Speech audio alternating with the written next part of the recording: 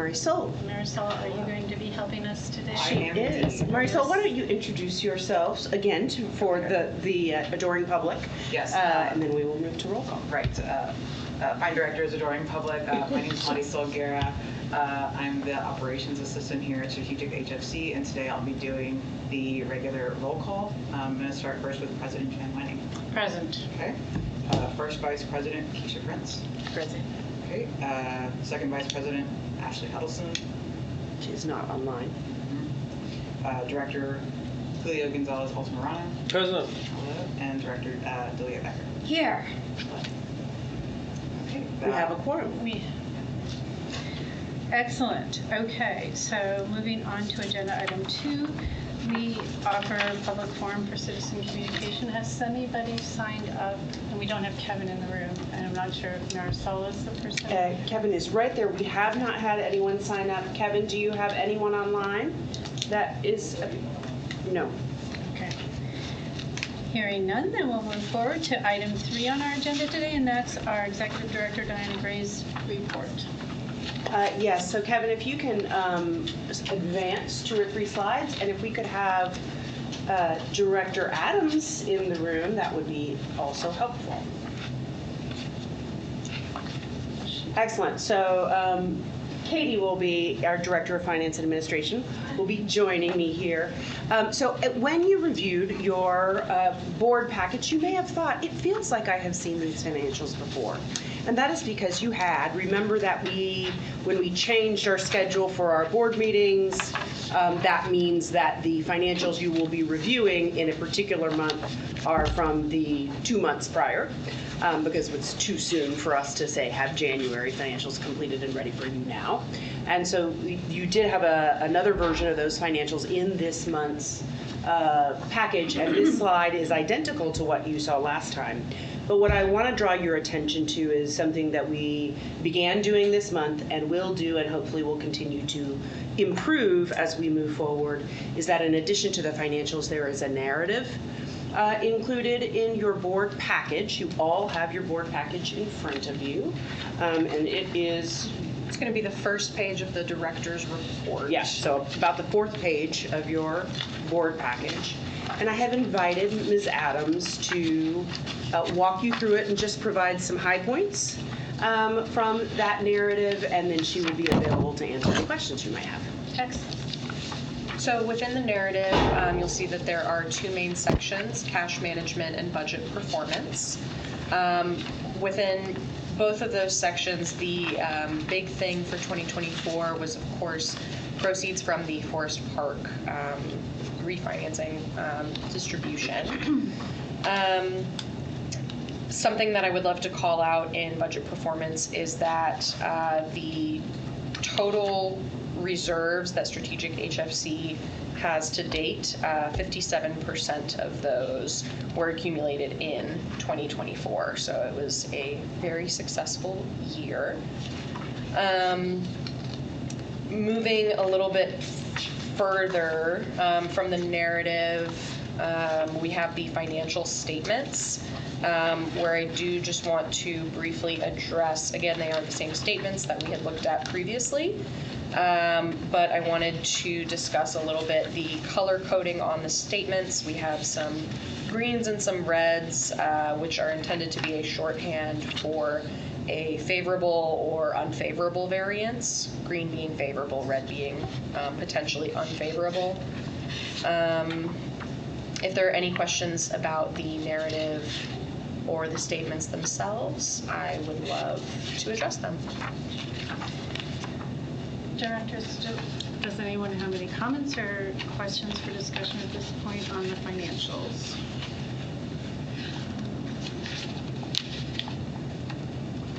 I would like to mention one thing. Of course. It's paginated differently than I had on my board book, so now I can't find the correct page for it. But I just wanted, maybe you can find it faster than I can. Sure. Under receivables from HATC, where is that appearing now? That's likely to be at the bottom of our first page Yes. of the actual financial statements.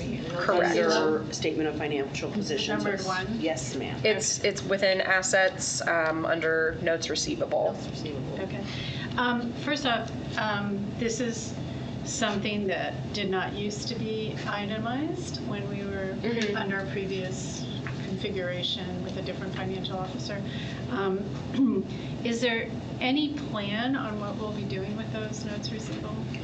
So part of And our, I should be addressing. yeah, I will, just because we're still talking about it.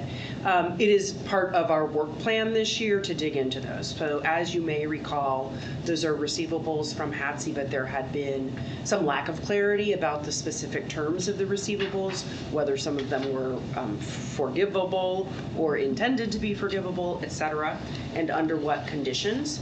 And so, I want to remind you that we don't count those toward our net assets. We have a total of, a counterbalancing account for doubtful accounts, right? Whether we don't know whether we're getting it back. But later in the year, after we get through a few more pressing items, do expect to spend time with Ms. Adams looking through and understanding the historical documentation that established those notes and whether they are, in fact, collectible. And how we would move forward. Thank you. I'm interested in how we might move forward. And on page 3, just a quick question. Again, I think this has to do with your improved and more precise reporting than we're accustomed to. But under budget year to date, there's a bunch of zeros from referencing the fact that we didn't use to line item those items. Is that why it's at a 0? Correct. Yeah. And are you specifically referring to revenue? Yes. Yes, so revenue breakouts are new for strategic. In the 2024 budgeting process, there was one line for revenue, and we're interested in segmenting it a little bit further. Awesome. So we are, continuing to adjust the budgeting process overall to create a higher level of detail. Thank you so much. Of course. This is appreciated. This is great. Director Prince, would you like to say anything? No, I just like the way it's more thorough, because we looked at stuff and they somehow explained it, but it wasn't explained. Yeah. And we didn't understand it. It was just like a bunch of crap. If there's ever any lingering questions that, the board has, I would love to explain them further. It's one of my favorite things to make finance make a little bit more sense. So please do let me know, both in the course of these meetings or separately via board forum or email, if there's anything that I can explain or clarify. Appreciate that. The climate has definitely changed. Thank you. You were speaking, I think, Madam Director, with your director's report. Did you want to? Yes, if you're satisfied with the financial reports, we'll move on to the next slide, which is just a brief update on the legislative session that is now underway. There is in front of you also a one sheet of paper, front and back summary that goes into more detail. We are now just less than 2 months into session when our Director of Planning did the summary. As of February 3rd, there are 125 housing-related bills. Most of them, not all of them, are super consequential for us, but we are following, trying to keep track of ones that could have some impact, and your handout calls out a couple of other bills that we are following. But our principal focus right now is on House Bill 21, sponsored by Representative Gates. And it specifically would amend Chapter 394, which is our enabling legislation, as you know. And the primary communicated desire of opening Chapter 394 was to resolve the issue of traveling HFCs. In other words, an HFC that might be created in one county but would be working in other counties across the state, which has been recognized as a very problematic practice. And we are very supportive of that. However, the initial bill as filed really does go quite beyond that. It has some meaningful jurisdictional elements, and really, in many ways, tries to bring the terms for doing mixed income or workforce deals in line with the changes to the PFC legislation that happened last session, the Public Facilities Corporation.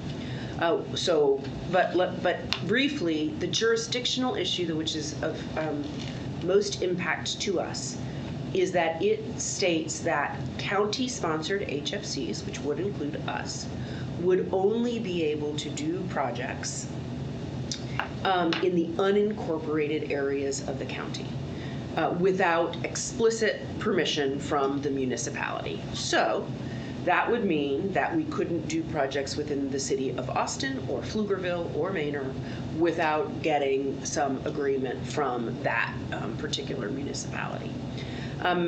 It would actually, we've talked often here about how we tried to operate consistently with TOMA, but that formally housing finance corporations have not been officially subject to TOMA, by which I mean the Texas Open Meetings Act. This initial draft of the bill would change that. So TOMA would apply in its entirety. And there are some additional compliance and reporting requirements. So it is still early days. The bill does have a companion in the Senate. But we were very happy to be invited to a stakeholder meeting with Representative Gates about 3 weeks ago, and invited to give some recommendations of alternative language, which we did. And subsequent to that meeting, at that meeting also were TALFA, the Texas Association of Local Housing Finance Agencies, TAP, Texas Association of Affordable Housing Providers.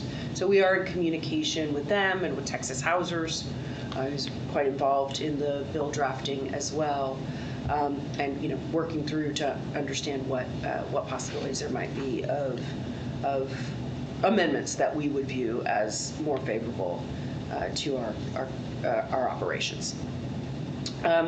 Also want to mention that there is a rally day we'll spend some time on the Hill next week on the 19th, and go from there. So my expectation is that through session we're updating executive committee regularly, but happy to have a brief conversation at our board meetings to keep folks up to date. Any questions here before I move on? Director Altamirano. Executive Director Gray, you may not know the answer to this off the top of your head, but I'm curious about, having read HB 21 now a few times, the language around municipal permission is very one-dimensional, and so it's unclear if it's once they pass a resolution, you're good to go for a century, or they've got a deal by deal, step by step. It's also drafted very differently than the PFC going back to your municipal or county language. Do you have a sense of where? Because a lot of this stuff here, to be honest, is kind of how we do things, or we aspire to do things anyway. So it's helpful to us in maybe pushing out bad actors. Yes. But this one is a little bit kind of really gets at our mechanics, and it's so poorly worded, in my opinion, that it leaves it without clarity. Do you have a sense of, do they want us to go back to Pflugerville deal by deal, or is it get an approval for 20 years of business? Or we share the lack of clarity, okay. And are asking those questions, and I think this point about how much time it will add to deals is germane, right? We're talking about if we have to get on another municipality's council agenda, etc. But that's certainly a question we'll continue to ask about what the intent is here. Yeah.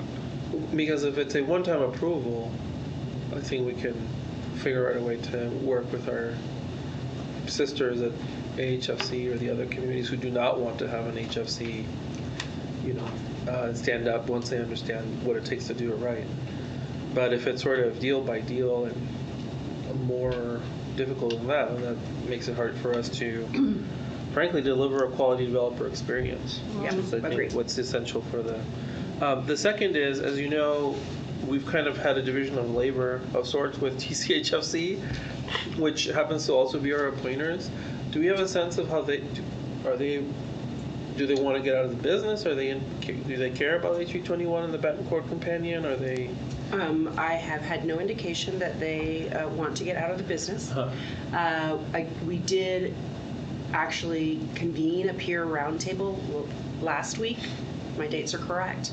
I had reached out to Travis County, had not yet heard back, but was able to speak with the director who is currently overseeing TCHFC in the absence of a director of corporations. Unclear to me whether they will share our perspective, but communicated with them that we wanted to be in dialogue with them and consistent with the appointers. So we'll continue to have that open, but that they have not signaled clearly what their preferences are vis-a-vis the bill. Well, in the event that they want to keep a county-wide HFC, but don't themselves want to develop an apparatus that would be able to operate in whatever post-Gates Betancourt world, me personally, I would feel comfortable having a higher tempo conversation with the court around their policy preferences so that we could become their primary HFC and they don't have to develop duplicative team and capabilities. I think we might be well positioned to do that. It might resolve a lot of headaches. Maybe this is me trying to look at the glass half full here, but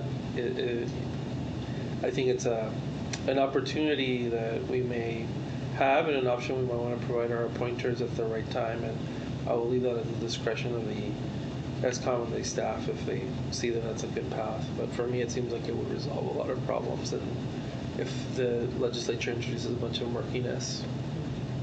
Thank you for the update. Yes, sir. Other directors, questions or discussion, comments on where we are with the ledge? I have a few things, just real quickly. Back to lobby day for a minute, and I'm so glad staff are attending. Do you intend to have a one-pager on the proposed amendments or new language that's less murky? So there's actually some pre-meeting that TAP is coordinating today. And so I don't know that we'll be able to attend that, but I think we're trying to understand, because they're organizing us to go in groups.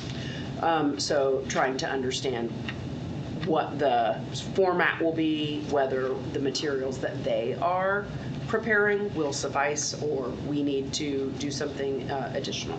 So TBD, don't know yet. And as far as you can tell so far with TAP and their lobbyists, do they see the same problem They with do. the vagueness and the Yeah.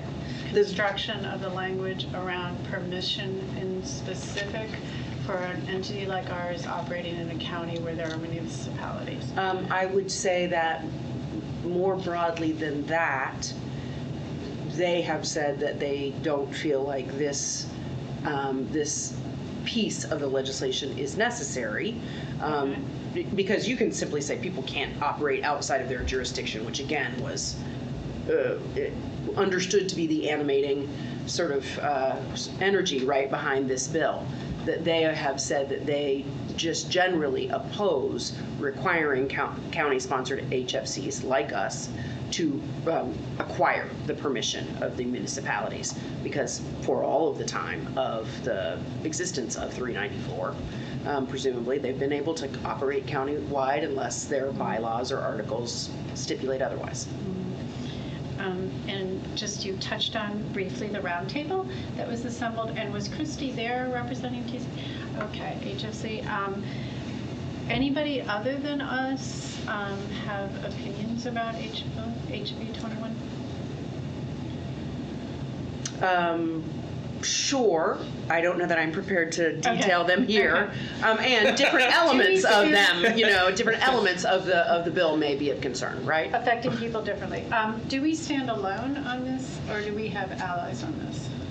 I think that we have allies there, most likely to be people, other county HFCs and/or there is similar language around multi-county HFCs. So Capital Area, for example, which surrounds Travis County, would have a lot of municipalities that they would then potentially have to be looking at. Thank you, that's all I have. Absolutely. Okay, moving along to the next slide. I want to give you a heads up on a couple of things that are on the horizon for your consideration. One is that you may recall that one of the things that we have in front of us is we have said that this year we would perhaps we didn't get it done by January 1st, but early in the year nail down the criteria for the evaluation of your executive director, rather than doing it at the time of the evaluation. And so have been working on revising the tool that you developed and used last fall, and have agreed with the executive committee that we will be posting that on forum soon for your consideration and hopefully a vote in March.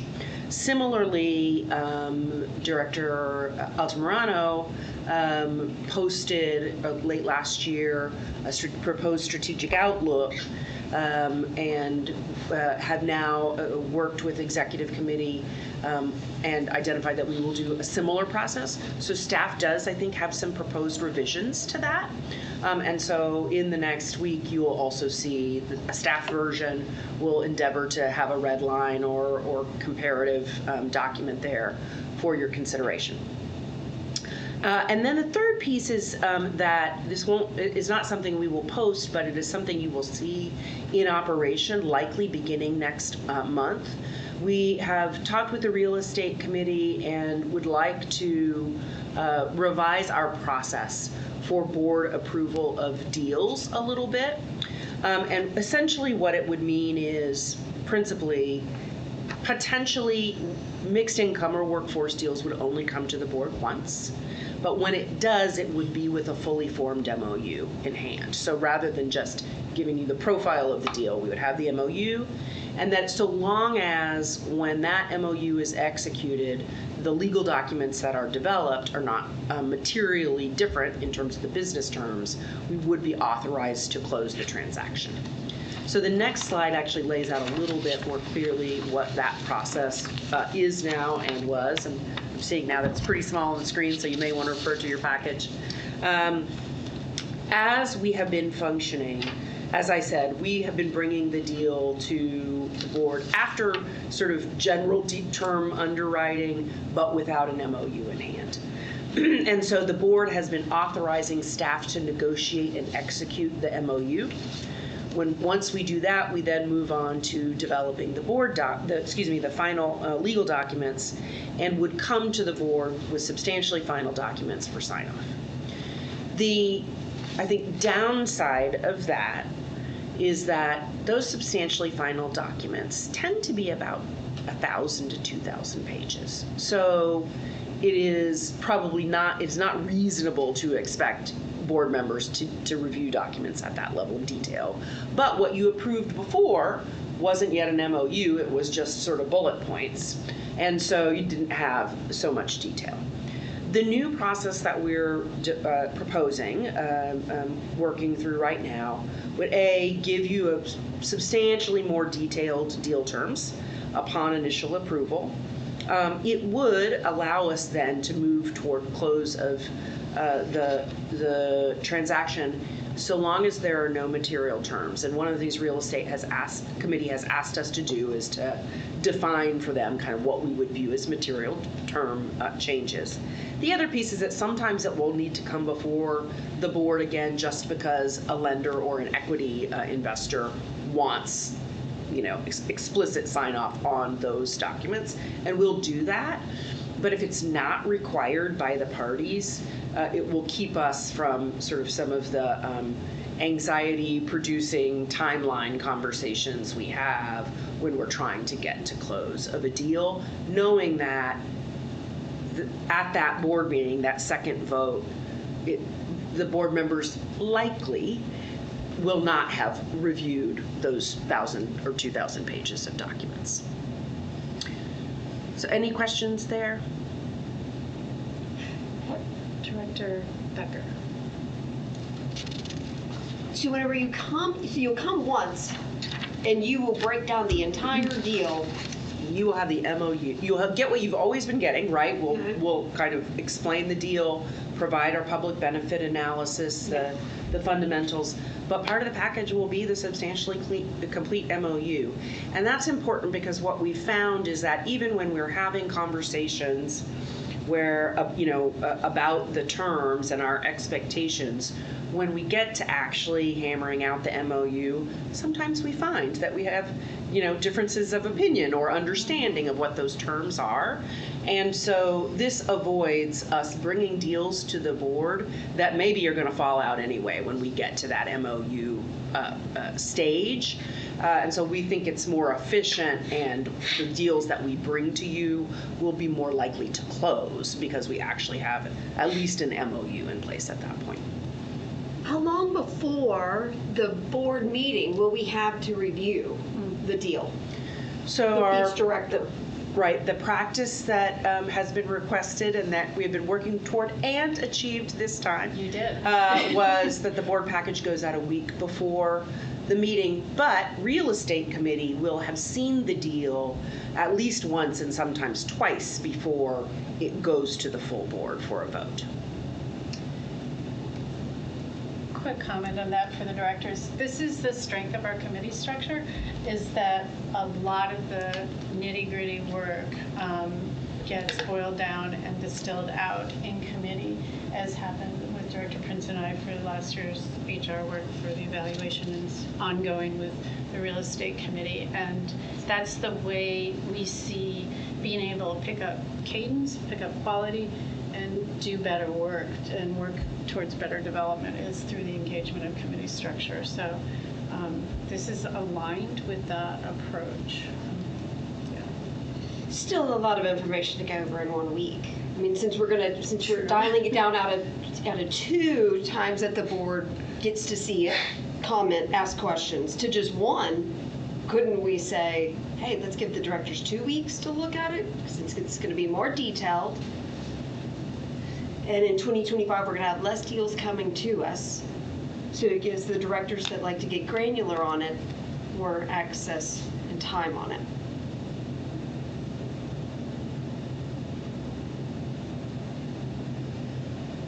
Comments? Anybody else have a thought on this? We have the chair of real estate here. Have you entertained that? If directors want more time to review, we can try and build a process around that. I think that at the real estate committee, the policies we adopt around terms are really the firm rules. The guardrails. We on questions of legal power, like what does this clause mean? We ultimately rely on counsel. So if there is a policy issue that is a bright line for a director, we should adopt that as a policy so that both incoming developers, the real estate committee, and council, the staff all know that that's what matters.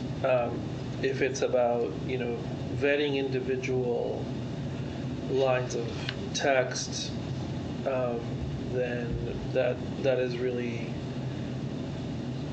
not what our REC does. And then if it's a question of confidence in the party that we are entering into a partnership with, that is kind of extra to the that is beyond the documents. That again goes into the policy realm of if we want to know certain things about the track record of a developer around a certain area of development or deals or etc., then that goes into the policy framework that we use to filter in deals and filter out. The reality is, I don't, personally, having an additional week would not allow me to complete perusal of the 2,000 pages. So it's more, the pages are really for the public in some ways, and in my view, and they are also for the quick ascertaining of, or relatively quick ascertaining of, does this fit into the main policies that we've identified and guide the REC and therefore guide the staff, and is there anything else here that I'm looking at? And so I would just differentiate between, do we need more time for the policy checklists, or do we need more time to review text? Because if it's, textual review, then I'd be curious to understand what it is that we want to better understand about the text, because it would inform me kind of what we do at REC, and obviously as is my preferred method, I would try and codify that so that we don't have a lot of surprises. What is it that we're looking for in the documents that cannot be codified into policy is sort of the central question always, around more time for review. So, Madam as the- President. Yeah, thank you. And as co-chair, vice chair of REC, it has been increasingly helpful to have policies available, the workforce terms being the one in place right now that helps us evaluate and really focus on, do we have a material variance here? Do we have a partner that's going to work with us? Those conversations have been extremely helpful. And as we mature as an entity and expand capacity and really focus on our mission, I think there is a need for additional policies that we can look at and get on the work plan here for the board. And I think that may be what is being alluded to here. And then the work of the REC becomes, again, even more precise and even more imbued with the values of the board and reliable and trustworthy as a recommendation. So I think that's where we are today, and I think we're referencing where we want to be, and let's get there. Yeah, and I would say, Madam President, it's going to take a while, huh, Jen? Okay, Madam President. I agree. We requested that staff come back with recommendations based on my collation of Director Becker's previous, questions and contributions around construction, around a specific construction policy, because then that would set the bright lines for the real estate committee, and for when we come here. If there are additional areas where we want to scaffold more policy, that makes sense. But in my view, and I think the standard we've tried to create is, when a developer shows up here, right, they are coming to maybe answer some extremely idiosyncratic, last-minute detail. A question that has emerged unexpectedly, it should not be to answer questions that we always should be asking at the front through policy. It would be sort of like, I just saw this article in the news that you burned down a building for insurance this morning. What's up? That's the kind of question that is legitimate, I feel, for an organization that is not properly staffed and policy driven. We don't want to be asking questions that staff should have vetted ahead of bringing them to REC, ahead of REC signing off, and just for the directors that have not been as engaged with REC, of like, we check based on the policy. So we're like, is the affordability mix there? Yes. Are they agreeing to the financials? Yes. Are they agreeing to the 60%? Are they agreeing? And we go off the policy list, because beyond that, it would be the imposition of our own personal beliefs and agenda as opposed to collectively adopted policy and beliefs. And we have always held that it's a bad idea for developers to think that our enterprise can be whimsical based on who's hearing the deal what day. We want to be consistent about the things that are the bright lines and the standards for us. So, Madam President, I think we do have that one lane of work around the construction. Quality. And I'm looking forward to that and eager for the staff to get feedback on it as they develop it. I think we can add new lanes, but we got to put them into the sequence so that it fits into the staff's work plan and the board's work plan, because we all have capacity constraints, and I think that would be our preferred method. I will add, just to conclude on this is an outgrowth of us trying to tighten the screws around the predictability both for the staff and for ourselves and for our partners, as well as reducing our load. If we want to commit to the 90-minute meetings, which we're in danger of not doing at this meeting, then we've got to really narrow down kind of what we do in the meetings. But the businesses of the board. And delegate to as much to REC, and REC delegate as much to policy so that it can smoothly flow. Great discussion. Director Prince, anything you want to add to the real estate pipeline discussion here? Board approval. Okay. Excellent. All right, hearing that, we'll move forward. Just want to very quickly always take a look at our calendars. You may notice that our offices seem bigger today. Yes. The addition of this room to our space for board meetings, we're excited about. And that, but even so, it seems a little empty. And that is because 6 of our staff are currently in Philadelphia doing training. We have a couple of staff out of office, one for parental leave, which started a couple of days ago.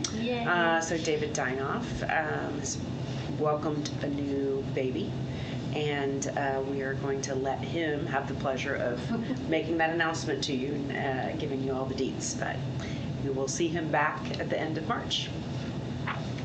There are a couple of other conferences coming up. As always, reach out. I mean, the Housing Works Austin Summit in April is local, so there's no travel and lots of local folks.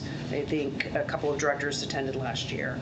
And we, as yet, unconfirmed, but are still working on the assumption that we will brief the court on March 27th after our board meeting on the 13th. All right, next slide. Any questions on calendar?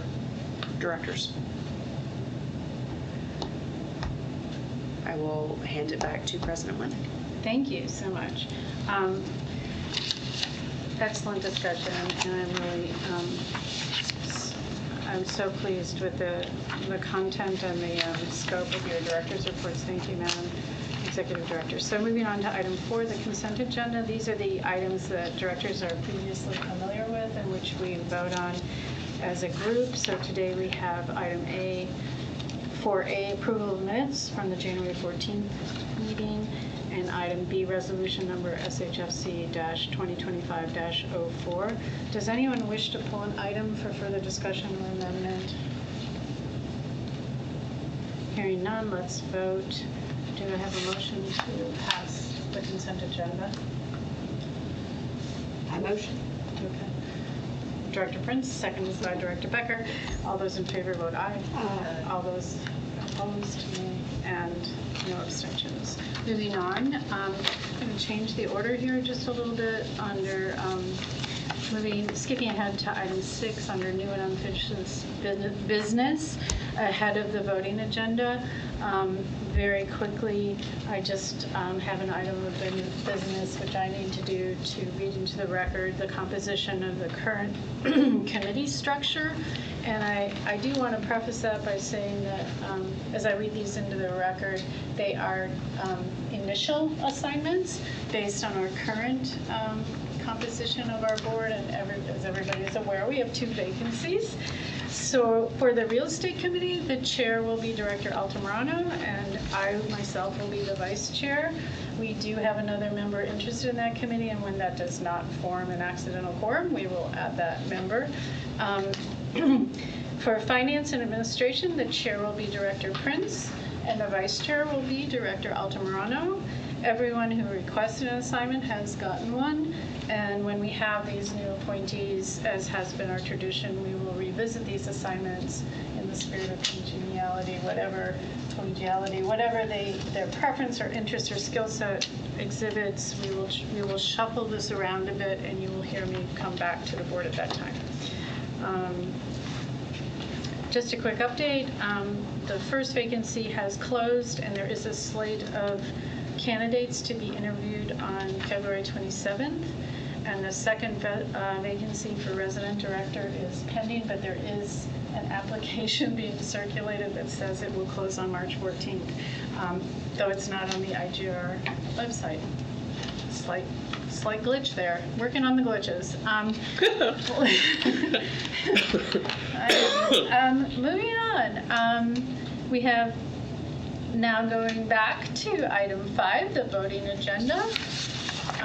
We have a resolution before us that we will be voting on today, and that is Resolution SHFC 2025-05. That resolution has been posted, and it does involve the need to consult with counsel for our consideration and deliberation, and therefore we will be invoking under executive session item Texas Government Code annotated 551.071 consultation with an attorney. The need to have that deliberation in a non-public executive session. So at this time we will adjourn to executive session, and that will mean clearing the room. Yep. And coming off of our, unless we have a member. Kevin, do we have Director Huddleston yet with us or not? If not, we should go No. ahead and cancel that connection. Yes, close out the Zoom session, thank you. And give me one moment, I'm going to go get my laptop so that I can share my screen since Okay. we're doing it this way. All right, thank you.